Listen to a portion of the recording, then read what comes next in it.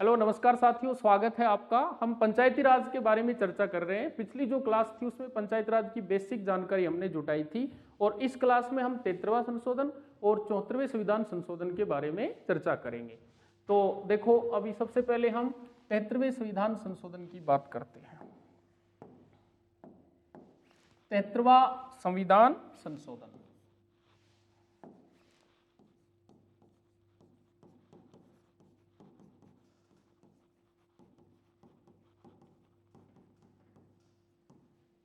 वो सारी चीजें जो हमारे लिए जानना जरूरी है। सबसे पहले लागू, फिर इसका संबंध, भाग, अनुच्छेद, अनुसूची और इसके स्तर। लागू 24 अप्रैल 1993, ठीक है। संबंध ग्रामीण पंचायती राज,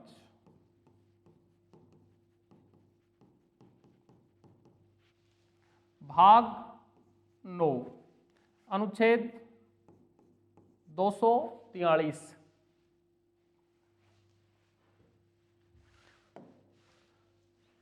कै से अणे तक, ठीक है। अनुसूची 11वीं नई अनुसूची बनाई गई थी बेटा, और स्तर कितने हैं? 3।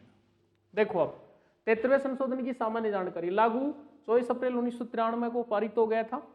ग्रामीण पंचायती राज भाग 9 अनुच्छेद 243 के अनुच्छेद कै से अण तक है, ठीक है। अनुसूची 11वीं और स्तर कितने हैं? 3। प्रथम, द्वितीय और तृतीय। जो प्रथम स्तर है वो क्या है बेटा? ग्राम पंचायत है, ठीक है। दूसरा पंचायत समिति है। तीसरा जिला परिषद। प्रथम ग्राम पंचायत, द्वितीय पंचायत समिति, तृतीय जिला परिषद, ठीक है। ये त्रिस्तरीय ग्राम मतलब पंचायत राज व्यवस्था है जो BR मेहता समिति सिफारिश देके गई थी, सुझा के गई थी, वो ही हमने बाद में लागू की थी। अब हमें क्या करना है? इन पे विचार करना है एक एक पे। तो देखो, सबसे पहले हम बात करें तो प्रथम स्तर ग्राम पंचायत, दूसरा स्तर पंचायत समिति, तीसरा स्तर जिला परिषद। ये 3 स्तर हो गए बेटा, ठीक है। अब देखो, सबसे पहले ग्राम पंचायत की बात करें तो ग्राम पंचायत का प्रमुख, फिर प्रशासनिक प्रमुख, ठीक है, शपथ, त्यागपत्र, ठीक है, और सदस्य। ये सारी चीजें क्लियर हो जाएंगी तीनों के बारे में। देखना, ये पहला स्तर ग्राम पंचायत है। ग्राम पंचायत का प्रमुख कौन होता है बेटा? वो होता है सरपंच। ग्राम पंचायत का प्रमुख सरपंच। प्रशासनिक प्रमुख, प्रशासनिक प्रमुख कौन होता है? तो उसको बोलते हैं ग्राम सचिव। ग्राम सेवक भी बोल सकते हैं या ग्राम सचिव। ग्राम सचिव या फिर उसको बोल सकते हैं ग्राम सेवक, ठीक है। ये प्रशासनिक पद हो गया। शपथ, सरपंच और जो सदस्य होते हैं उनको शपथ कौन दिलाता है? ये एक बड़ी बात है।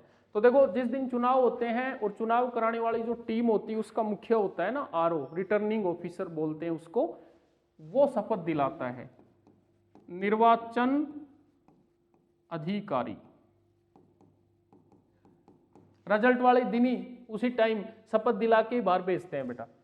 त्यागपत्र, त्यागपत्र किसको सौंपेंगे? BDO को सौंपते हैं, विकास अधिकारी को, विकास अधिकारी। और सदस्यों को क्या बोलते हैं? वार्ड पंच। अब देखो एक स्तर देख लो। सबसे पहले ग्राम पंचायत है, ये ग्राम पंचायत का प्रमुख सरपंच कहलाता है, प्रशासनिक प्रमुख ग्राम सचिव या सेवक होता है, शपथ निर्वाचन अधिकारी, त्यागपत्र विकास अधिकारी और सदस्य वार्ड पंच। अब आगे चलो, पंचायत समिति का प्रमुख कौन हो गया? तो प्रधान। प्रमुख कौन हुआ? प्रधान। ठीक है। प्रशासनिक प्रमुख कौन हुआ? बीडीओ मतलब विकास अधिकारी, खंड विकास अधिकारी भी उसको बोल सकते हैं, ब्लॉक डेवलपमेंट ऑफिसर जो होता है वो। शपथ, तो यहां शपथ विकास अधिकारी दिलाता है।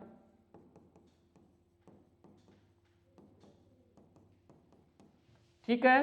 त्यागपत्र, प्रधान अपना त्यागपत्र किसको सौंपेगा? ये जो सदस्य हैं वो अपना त्यागपत्र किसको सौंपेंगे?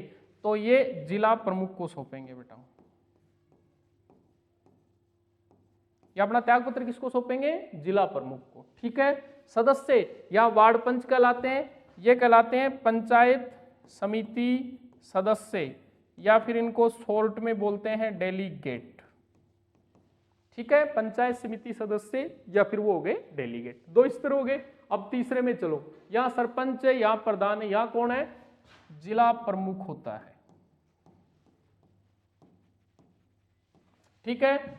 यहां प्रशासनिक प्रमुख सीईओ, चीफ एग्जीक्यूटिव ऑफिसर, मुख्य कार्यकारी अधिकारी। शपथ भी वही दिलाएगा बेटा, सीईओ, चीफ एग्जीक्यूटिव ऑफिसर। यहां त्यागपत्र किसको सौंपेंगे? संभागीय आयुक्त।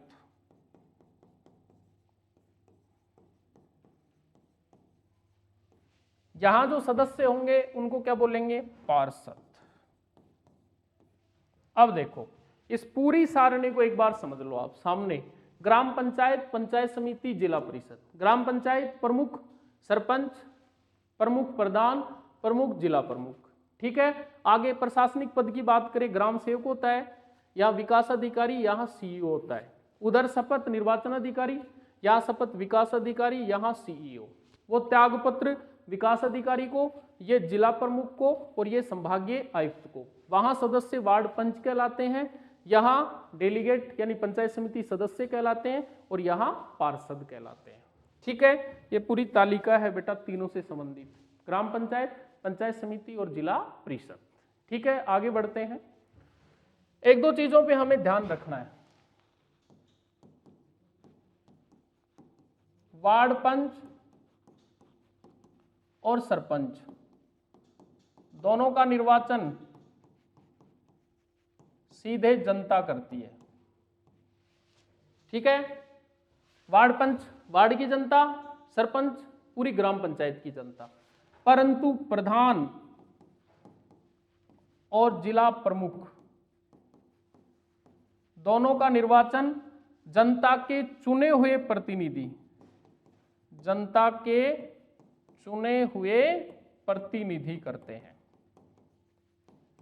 प्रधान का चुनाव तो जो पंचायत समिति सदस्य होते हैं उनमें से किया जाता है, जिला प्रमुख का चुनाव जो जिला पार्षद सदस्य होते हैं उनमें से किया जाता है। इनका चुनाव डायरेक्ट जनता नहीं करती है। ठीक है। ये थोड़ा ध्यान रखना है बेटा। उप सरपंच, उप सरपंच जो है इसका निर्वाचन वार्ड पंचों में से ही किया जाता है, जितने वार्ड पंच हैं वो सर्वसम्मति से एक उप सरपंच बना देते हैं। अगर सर्वसम्मति नहीं बनती है तो वो वार्ड पंच ही उसमें चुनाव लड़ते हैं और वार्ड पंच ही वोट करते हैं, जिसको ज्यादा मिलते हैं वही उप सरपंच बन जाता है। ठीक है। ये उप सरपंच है, ये पद की शपथ नहीं लेता है, शपथ नहीं लेता है। क्यों नहीं लेता है? क्योंकि इसने पहले ही वार्ड पंच के रूप में शपथ ले ली है।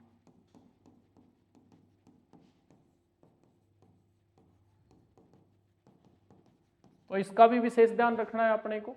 उधर वार्ड पंच सरपंच डायरेक्ट जनता द्वारा, प्रधान और जिला प्रमुख सदस्यों का चुनाव जनता के चुने हुए प्रतिनिधियों के द्वारा होता है, यानी उनका अप्रत्यक्ष होता है, इनका प्रत्यक्ष होता है। ठीक है। उप सरपंच वार्ड पंचों में से ही किया जाता है, पद की शपथ नहीं लेता क्योंकि उसने पहले ही वार्ड पंच के रूप में शपथ ले ली है। तो आज की जो क्लास उसमें हमने 73वें संविधान संशोधन के बारे में चर्चा की है। वैसे इस संशोधन के बारे में और भी बहुत सारी चीजें हैं जिनका जो अध्ययन है वो हम अगली क्लास में करेंगे।